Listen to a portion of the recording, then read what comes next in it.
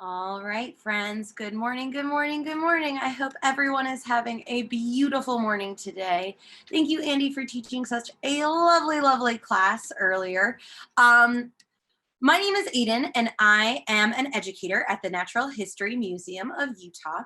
And today, following Andy's lesson and the conclusion of our mysteries at Cleveland Lloyd Dinosaur Quarry, we're going to be having an interview with Tyler Brazil, and they are a preparator and preparation lab manager at the Natural History Museum of Utah. Let's get your video all working and all that good stuff, because I know we have a ton of questions. Good morning. Good morning.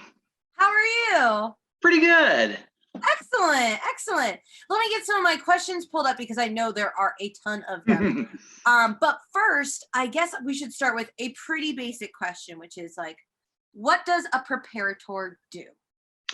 So fossil preparator, what my main job is once we've gone out and collected fossils out in the field, we leave a lot of the rock on the specimens because if we take too much rock away in the field, it's really easy to lose parts of the fossil or damage them. So we leave a lot of the rock on. So when we bring it back to the museum where we have a controlled lab space and we won't lose pieces or break things even worse than they already are, we then chip away all the rock from the specimen. And how long like a fossil takes to prepare from when we discover it till everyone sees it in the news or on display at the museum is typically a 5 to 10 year process, as it usually takes a couple years to dig it out of the ground.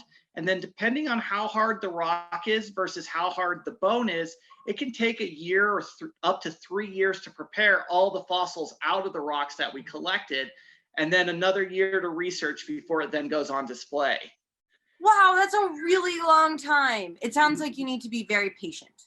Yes, patience is the biggest tool that we use. I mean, we use a lot of other tools. So we'll use like these tools right here. They're called air scribes, and they're basically like miniature jackhammers.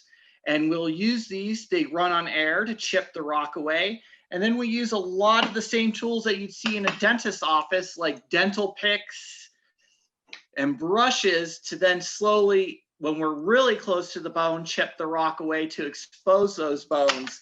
So patience is our biggest one. And then bones are always broken. So to glue the bones back together, because they've been in the ground for millions of years, there's all sorts of little cracks and fractures. We use just regular old super glue to glue all the dinosaur bones back together. So we joke that super glue makes dinosaur bones very strong. I love that joke.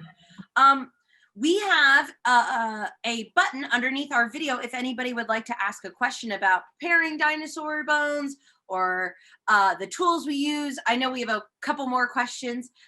We actually have a bunch of more questions, but if anybody would like to ask, please don't be shy. Press the ask a question button or leave us a comment if you're tuning in from Facebook. We would love to hear from you. This is a pretty easy one. Kylie from Ogden asks, do you have a favorite thing that you have prepared? Yes, so I'm very lucky. So my favorite dinosaur is this guy right here called Parasaurolophus. And that whole structure back behind his head, so that whole part, that's his nose. So they take their nose and stretch it all the way back behind their head and loop it around. So Parasaurolophus is my favorite dinosaur, and I have been very lucky in my time in Utah that I have prepared 3 skulls of those animals. And why I think it's so great, it's because it's the dinosaur I study. Outside of Utah, there's only 7 known of that dinosaur outside of Utah, and in Utah, we're up to 17 now. So if you get to prepare one in your lifetime, it would be very special. And not only have I prepared one, I've gotten to prepare 3 now. So those are my favorite animals to prepare. And whenever we find one here in Utah, I'm like, ooh, another one that we get to work on. That's very cool. That's really interesting because we're talking with a couple of reasons, right? Like, I feel that there's a lot of the Parasaurolophus in cartoons and things like that, and they're a really common favorite dinosaur that I really liked the hadrosaurs and the duck-billed dinosaurs when I was a little kid. And so it's interesting that there's so many in Utah and not so many elsewhere, despite being so popular. Also, we were talking with paleontologist Carrie, and she was talking about how they like reconstructed the inside with like PVC and like blew air through it, and it sounded like kind of like a fart noise. Like, they're just such cool animals. Yes, they are. Let's see. We have a question from Alexander from Salt Lake City. Let's see. I want to make sure I get it totally correct. Alexander from I'm going to just read it verbatim. Alexander Okay. from Salt Lake City asks, do you support what people say about Coronosaurus? Yeah, not many people know about it, being a Parasaurolophus. Some say it's the fourth species of Parasaurolophus, but it lives 7 million years after Parasaurolophus. So what do you think? Oh man, he asked a great question because Way to go, Alex. So Chironosaurus, I actually know a lot about this because he's related to Parasaurolophus. They're found in China. They're about 66, so like he said, about 7 million years. So how it is currently placed in its taxonomy, it would be the sister group to Parasaurolophus. So they're very closely related and share a lot of the same characters. So what puts them close together is there's a bone on the back of their skull. So this bone right here points backwards in all three known species of Parasaurolophus. And it points backwards in Chironosaurus as well. And that's only known from this group of Parasaurolophus. The only problem is they haven't found a complete crest of Chironosaurus to know what the crest looks like. So they hypothesized using Parasaurolophus what their crest would have looked like.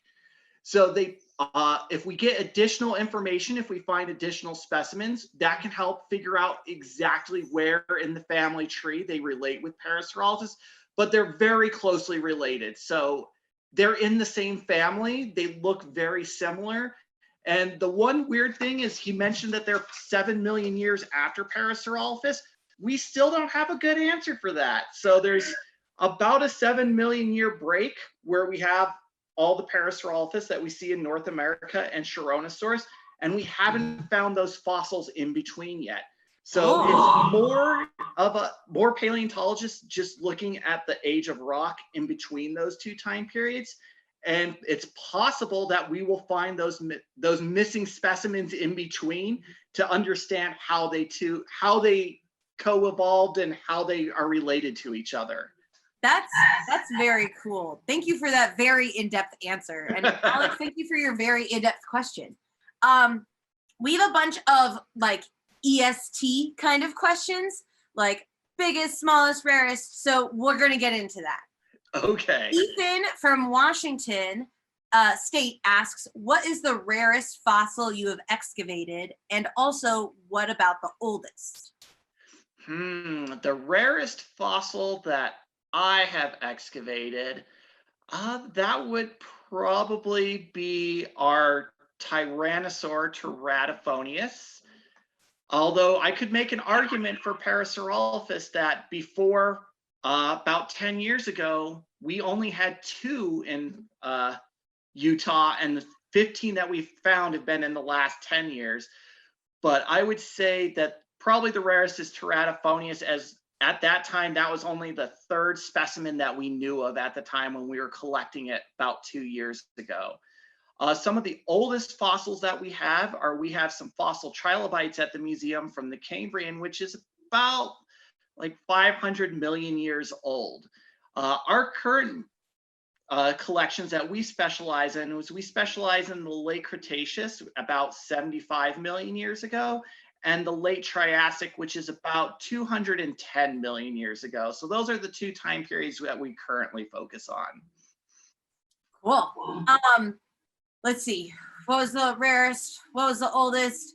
What is the smallest complete animal you've prepared? That's coming from us from Scott via Facebook.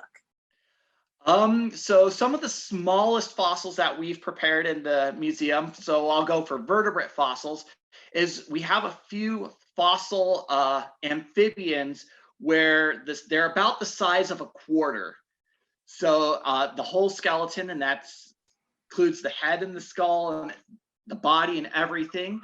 We do have some trilobites that are like, they're the size of peas. So they're pea-shaped and they're about that small. And we prepare those under the microscope. They're a special group called agnosid trilobites, and they're really small. We also have some insects in our collection as well.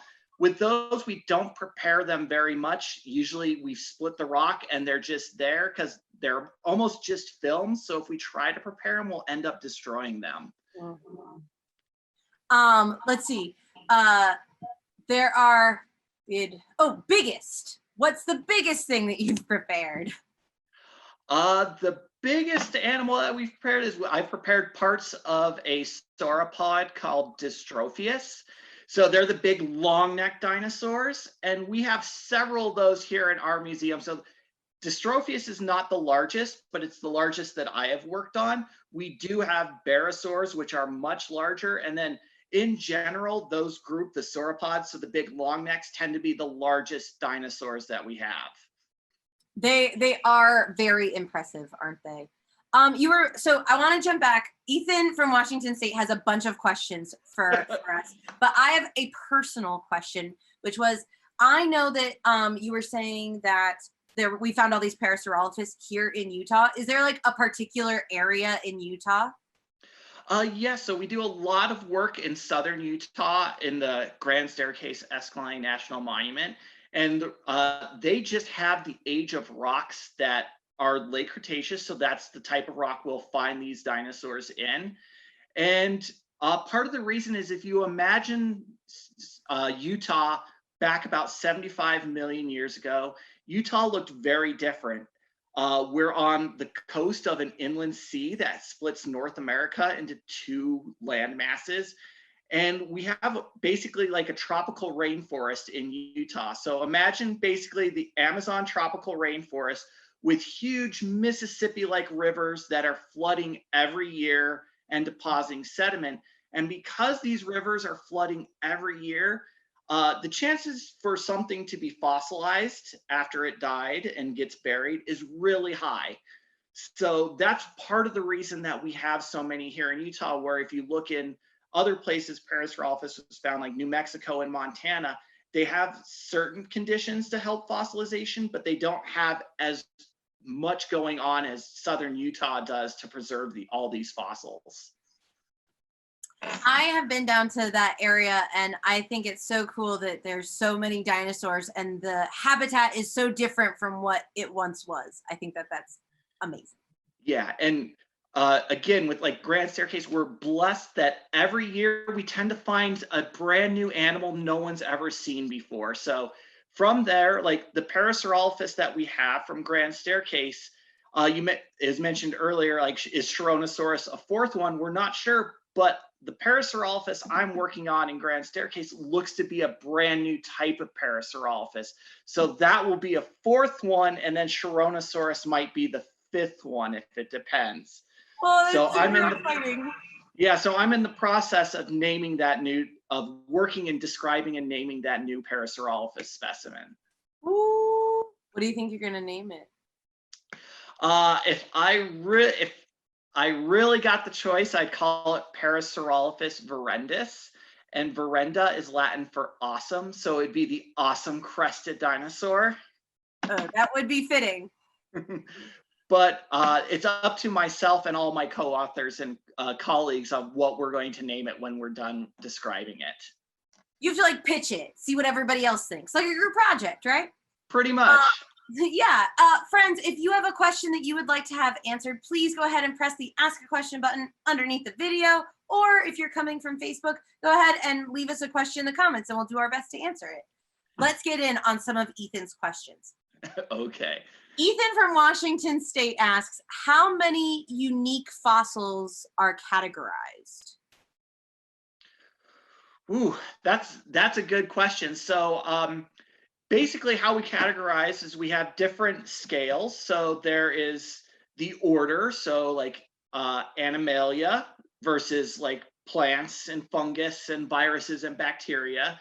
And then you can keep subcategorizing it all the way down. So animals would then go vertebrates versus invertebrates, and you can keep going down the line. So there's all sorts. So we'll go to like the duck-billed dinosaurs. Those are all in a group.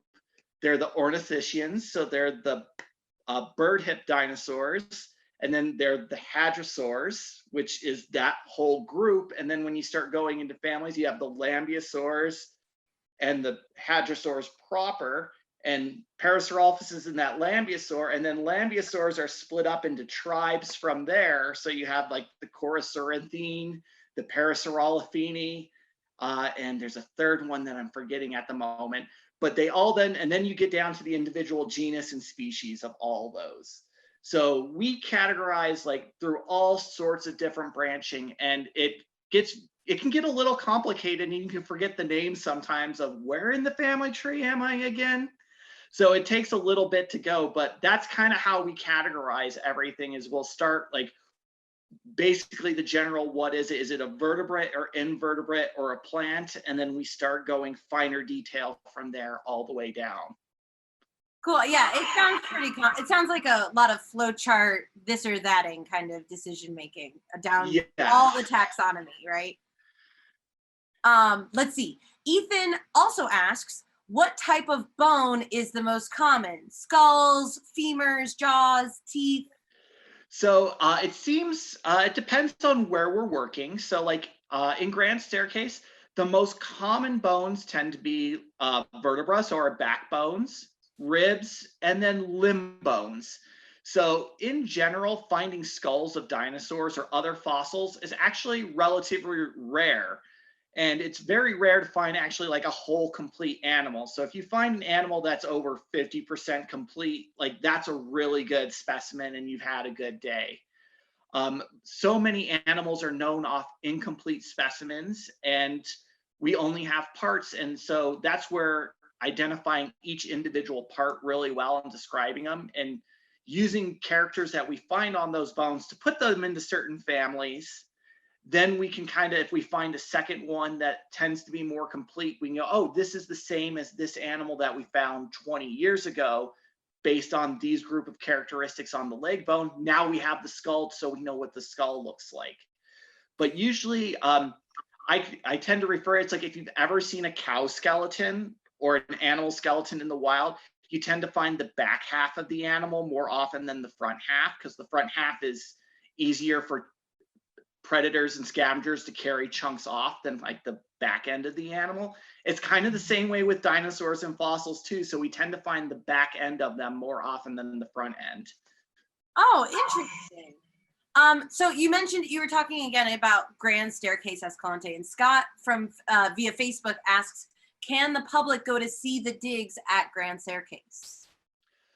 Unfortunately not. We don't have any open digs to the public right now. In the past, there have been open digs for certain sites. Usually because of the sensitivity of the sites, we don't really open them up to the public to come see right away unless they're really close to the road and we want to educate. So unfortunately, we don't have any now, but there have been a few in the past that were run through the BLM office down there. If people wanted to get involved and like volunteer with like preparing fossils, is there a way for people to do that? Yes. So several times throughout the year, we do have volunteer opportunities to prep fossils in the lab and also go out in the field and volunteer with us finding the animals. Pretty exciting. So there, under the Get Involved tab for the museum website, there are calls for paleontology volunteers, usually once or twice a year, to get involved with us. Yeah, so if people want to get involved at the Natural History Museum of Utah, be sure to visit our website and click the Get Involved tab. And if you'd like to get involved with this totally awesome interview we've got going on, leave us a question under the Ask a Question button underneath this video or in a comment on Facebook, because we'd love to hear from you. Ethan asks, what is the average, what is the average age of the fossils that are found? That is a good question. So the age, so like how old they were when they specifically died, that's one where we can get into, is where Depending, we'll look at usually a limb bone. So we can chop open like an arm or a leg bone. And inside those bones, we look for lines of arrested growth. So they basically look like tree rings. And every one of those lines, and we'll look at modern day animals to compare, so like lizards and birds, and we roughly can go, okay, each line of arrested growth is roughly 1 year old for the animal. So we could say, okay, this animal, we see 7 lines of arrested growth. This animal was probably close to 7 years old when this individual animal died. Now, we don't see that on all fossils because it depends on how well the fossil bone is preserved. So we see it sometimes, but then sometimes we don't see it. And then to date, like how old the fossil is, like if it was 200 million years ago versus 65 million years ago, is we can't date the fossils, but what we can do is we can date the rock. And so we'll find certain minerals in the rocks like zircons, or if we find a volcanic ash wedged in between, we can date that volcanic ash, and that volcanic ash will say this layer, this one on the bottom, is 210 million years. And we find another layer that we can date as 208. So all the fossils in between we know are between 2010 million years old and 2008 million years. So then we can kind of age group. And then as we find different rocks that we can date, we can get that even more precise as we go. Cool. It seems like a lot of like narrowing the field as you go. Yes, and that's one of the great things with like science and what we're doing is we kind of start out with a big margin, and as we get more and more information over the years, we can start tightening that out and get a better understanding of what's going on in the environment and changes as well. That seems to be like the theme of paleontology based on like what you've told me today. It's like we start with a lot of different options of what this fossil could be, and then we narrow it and narrow it and narrow it and narrow it. We start with a lot of different options of what time period it came from, and then we like date it and narrow it and narrow it and narrow it. Very cool. Yeah. Mark from Florida asks, what typical steps are taken to prepare the fossil? I don't know if they mean from the field to the lab or in the lab itself, but yeah, can you give some of the process? Yeah, we'll do both. So finding the fossil in general is basically we go out and we go to areas that have been known to produce fossils or in the time period that we're interested in looking at. And then it's usually just miles of walking till you find parts of the fossils weathering out of the hill. And then just like you would do for gold, you trace where those bones are coming out of, and then you start digging, and hopefully you found most of the animal. If we find a lot, we get our permits to continue digging.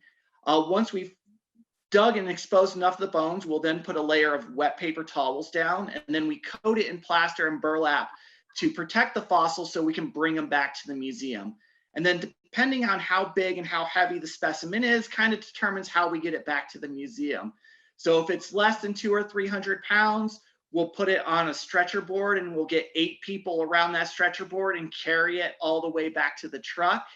If it's a really heavy specimen, like several thousand pounds, which we've had in the past, we actually get helicopters to lift them up, put them into the back of the trucks that we have, and then drive them back to the museum.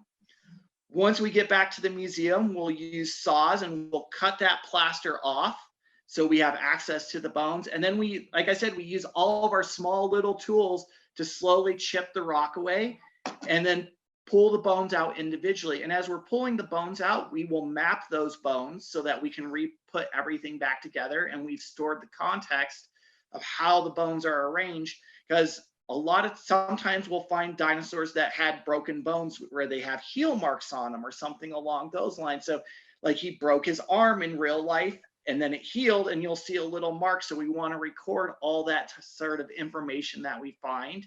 And then once we've prepared all the rock off, glued all the bones back together and stabilized them, then they go upstairs to collections where they get their assigned number, so we know where they are in the museum. And then they go for either research and study, or they'll go out on display in the main hall, fossil halls. Very, very cool.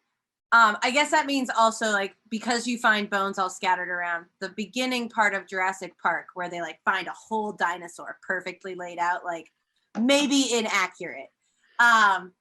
It's rare, but it does happen. I wish that was much more common. And I also wish that it was just as simple as brushing rock and dirt off.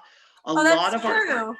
a lot of our sites that we work on, there's usually 5 to as much as 20 feet of rock on top of the layer that has the bones. So we'll use concrete saws, jackhammers, and lots of picking and shoveling to remove all that rock down to get down to the bone layer to then excavate that out. And then again, it's hammers and chisels and lots of work. We don't use brushes all that often in the field. It's usually hammer and chisel and lots of hard work. Yeah, that sounds like a lot of hard work. Let's see. Mark from Florida also asks, where in the world do you think is the this is a good question. Where in the world do you think is the most unexplored area for large fossils? Where would you maybe think that is an area that has been largely unexplored? Oh, that's a good question, because it really depends on what time period you're interested in and what has been like the fossil collecting in the past. So one that has become like very popular is doing work in China. And part of it is, for a while, there wasn't a lot of work done on fossils in China. And it's been more the last 20 to 30 years where people are going in and seeing the vast paleontological resources that they have. And they're describing so many new specimens. But I mean, depending on what you're interested in working on, if you wanted to work on ceratopsian dinosaurs, so like Triceratops and all the other horned dinosaurs, North America is like your go-to place, and we find one, it seems, almost every year.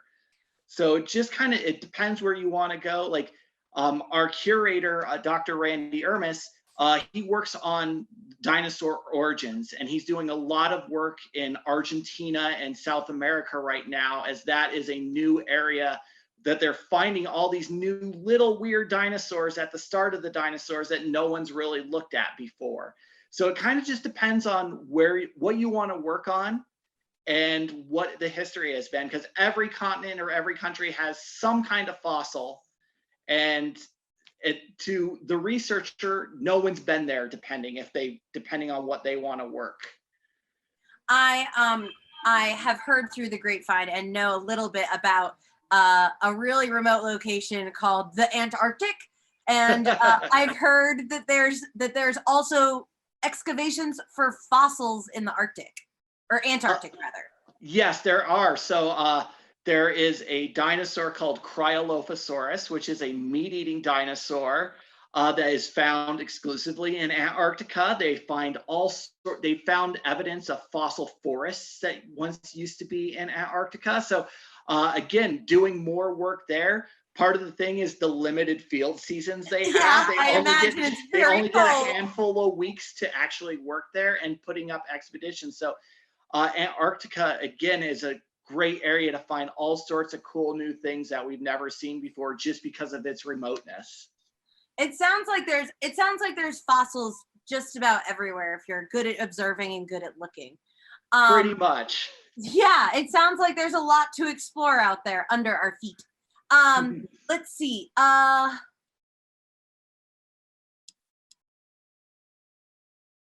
this is an excellent question. Mark from Florida has another one who asks what like entity, governmental agency or department issues the permit to like dig the fossils? That is a really good question. So it depends on the land use that we're on.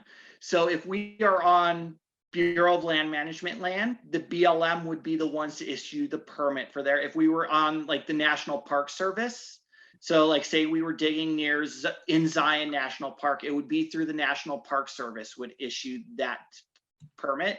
If we were to dig on private land, it would be permission of the private landowner for us to dig there. So basically who owns the land, and because there's so many different government agencies and how they own the land, there's several ones that we go through.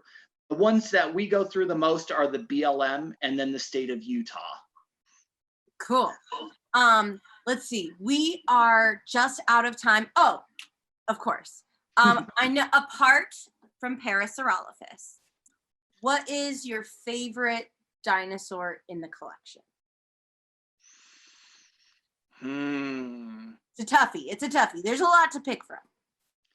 Yeah, so if I'm going to say outside of Parasaurolophus, my favorite one would be the Ankylocephalus. So the Ankylosaur, so the armored dinosaur with the big club on his tail. I'd have to say that's probably my favorite because I don't know. I thought it was always really cool that they have that big club on their tail for taking out meat-eating dinosaurs that might attack them, and that they are armored like a tank. So there's always a soft spot in my heart for those ones. So I'd say outside of Parasaurolophus, that would probably be my favorite dinosaur that we have on display.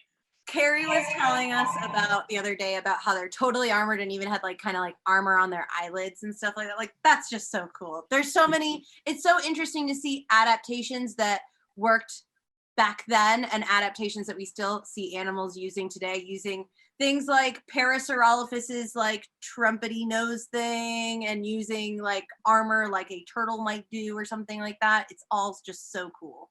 Yeah. Well, we are just about out of time, I believe. And I wanted to say thank you so much for joining us today, Tyler. You super ruled. This was a lot of fun. No problem. Students, parents, teachers, scientists, if you would like to let us know how we're doing, please send us some feedback during this time. We're trying to provide distance learning initiatives to as many people as possible. So please give us some feedback so we can better serve your needs. Other than that, tomorrow, we have an exciting, different thing happening. At 9:30 Mountain Daylight Time, record-setting astronaut Scott Kelly is going to be here to answer a bunch of questions for an hour-long interview from 9:30 Mountain Daylight Time to 10:30. And there won't be any regularly held like lesson or class tomorrow. But please send us your questions for Scott Kelly. We have so many of them already, and we would love to have as many as possible. So please go ahead and leave us some questions for Scott Kelly. And also, have a wonderful, wonderful rest of your day, everybody. Don't forget to print off your certificates, and we'll see everybody next time. Thank you again, Tyler, for joining us. You're very welcome. Bye, everybody. Bye.